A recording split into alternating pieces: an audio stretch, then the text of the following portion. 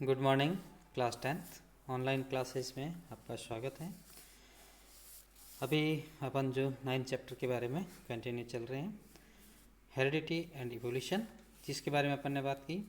Genetics क्या होती है, विज्ञान की वह शाखा जिसमें आनुवंशिक एवं उनकी विभिन्नताओं का अध्ययन किया जाता है। वंशानुगति का अध्ययन किया जाता है, उसको जेनेटिक्स कहते हैं। हेरिडिटी, एक पीढ़ी से दूसरी पीढ़ी में जो लक्षणों का स्थानांतरण होता है उसको हेरिडिटी कहते हैं।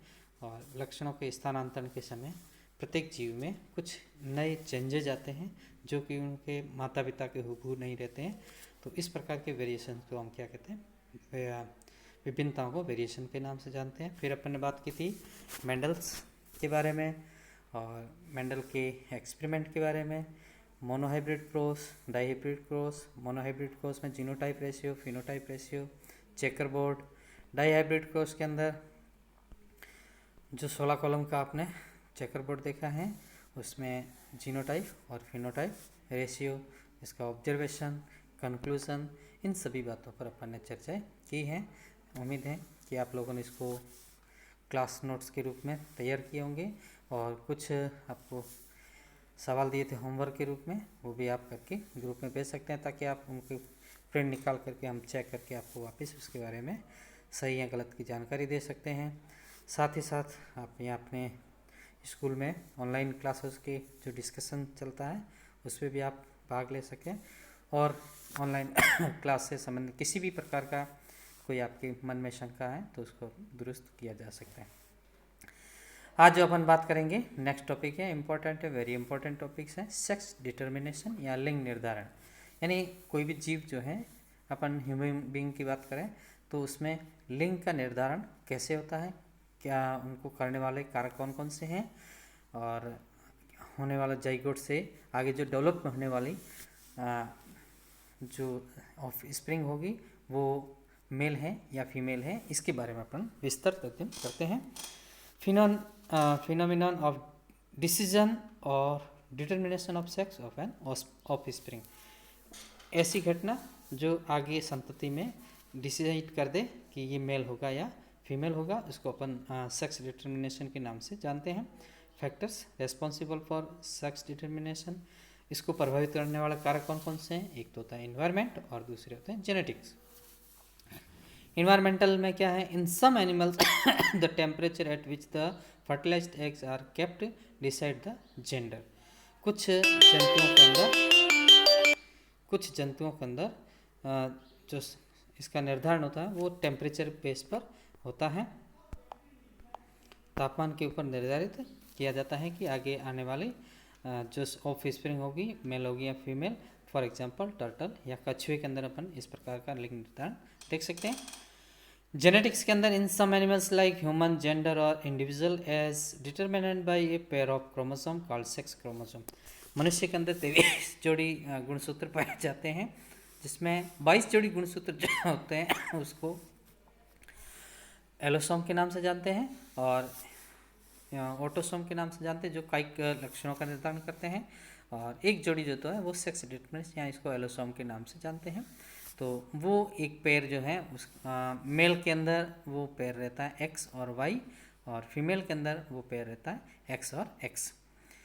Sex chromosome in human beings, there are 23 pair of chromosome. Out of these 22 chromosome pair are called autosome, and the last pair of chromosome that help in deciding gender of that individual are called sex chromosome.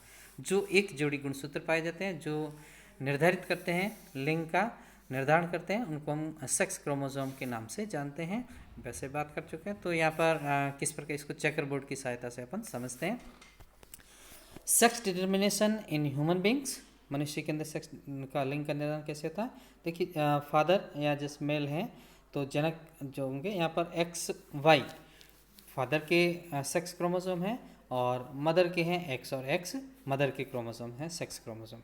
तो इनको हम सबसे पहले gamete formation करते हैं, तो x और Y को अलग अलग करा देते हैं और उधर एक्स और एक्स दो, यानी 4 गैमेट्स बनते हैं। अब हम इनका क्रॉस करवाते हैं।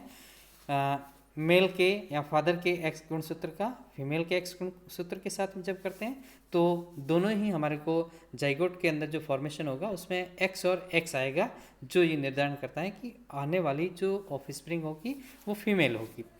फिर सेकंड अपन करते हैं मेल का एक्स और फीमेल का वाई दोनों के साथ करते हैं, तो यहाँ पर भी आपको जो आएगा जो गैमेट्स या जाइगोट्स बनेंगे उसका अंदर सेक्स क्रोमोसोम आएंगे एक्स और एक्स, ये भी निर्धारण करते हैं कि जो बनने वाली संतति वो क्या रहेगी, female.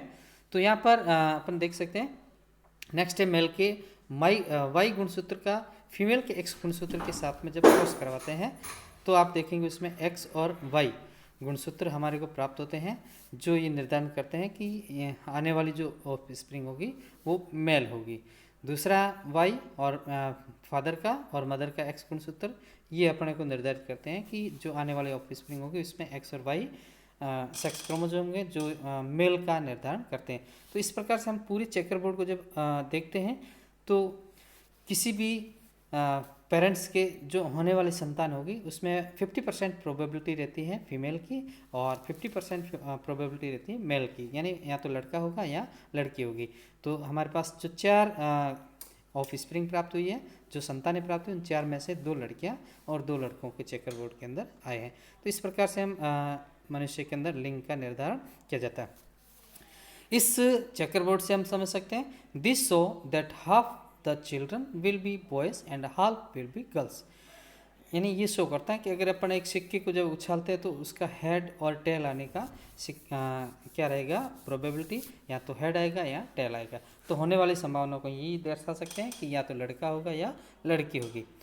All childrens will inherit an X chromosome from the mother regardless whether they are boys और गर्ल्स, यानी जो निर्धारण किया जाता है वो माता की एक्स गुणसूत्र के द्वारा होगा कि वो लड़का है या लड़की। The sex of children will be determined by what they inherit from their father and not from there mother. तो ये आपको सेक्स डिटर्मिनेशन का चेकर बोर्ड चार्ट आप समझ लेना, इसका एक अच्छा क्वेश्चन बनता है सीबीएसई के अंदर जिसको आप आसानी से हल कर सकते हैं।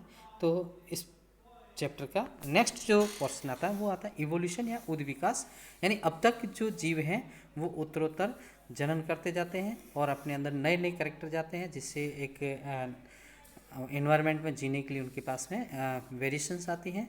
तो इस प्रकार की घटनाओं को हम इवोल्यूशन या उद्विकास के नाम से जानते हैं। जैसे अगर अपन बात करें मनुष्य की तो मनुष्य की उत्पत्ति को बंदर से मानते हैं, उससे सबसे पहले आदि मानव है ना, उसके बाद धीरे धीरे होमो सेपियंस का विकास जो किया गया है।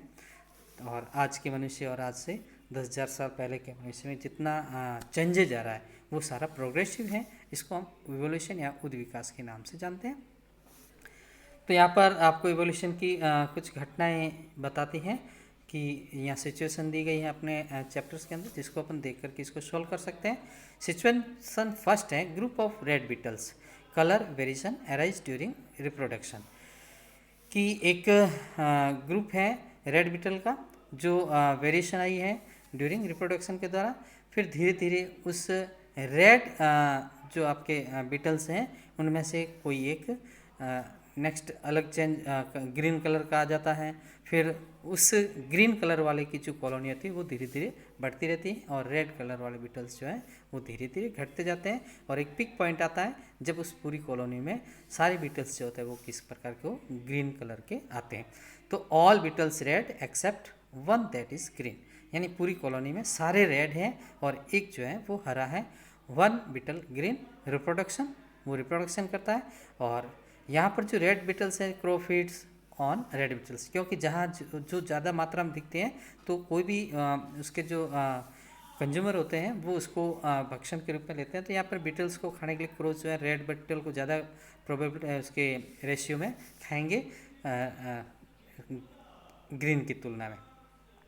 और नंबर ऑफ बीटल्स रिड्यूस, तो धीरे धीरे रेड बीटल्स जो होते हैं वो रिड्यूस हो जाते हैं और इनका ग्रीन के अंदर रिप्रोडक्शन होता है। Progeny beetles green, crow could not feed on green beetles as they got camouflaged in green bushes, यानी जो ग्रीन प्रकार के बीटल्स हैं उनको कौवा खा नहीं सकता क्योंकि उसका जो पूरा बैकग्राउंड होता है कि हरे पौधे की पत्तियों में पाए जाते हैं, उनको आसानी से दिखते नहीं।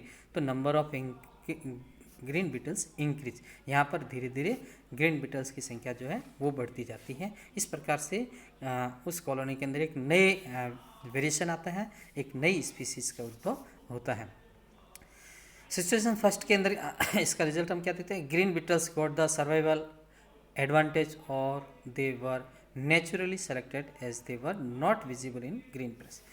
यानी जो ग्रीन बीटल्स हैं वो अपने जीने के लिए अलग अलग उसकी एडवांटेज है, क्या है, प्रकृति ने उनको सेलेक्ट किया है, क्योंकि उनको मारने के लिए उनके जो पूरा क्लाइमेट है वो पूरा ग्रीन रहता है, पौधे की हरी पत्तियों के बीच में पाए जाते हैं, जिससे उनको सुरक्षा प्राप्त होती है। और इस प्रकार वो क्या होता है, नेचुरली सिलेक्शन द्वारा उनको आगे बढ़ने की जो मौके हैं वो ज़्यादा मिलते हैं। This natural selection is exerted by crows resulting in adaptation in the beetles to fit better in their environment। और उनके अंदर नए नए अनुकूलन आते हैं जो उस वातावरण में उनके लिए स्थिर रह सकते हैं। तो आज अपन इतना ही पढ़ेंगे, कल इसको आगे और देखते हैं। धन्यवाद।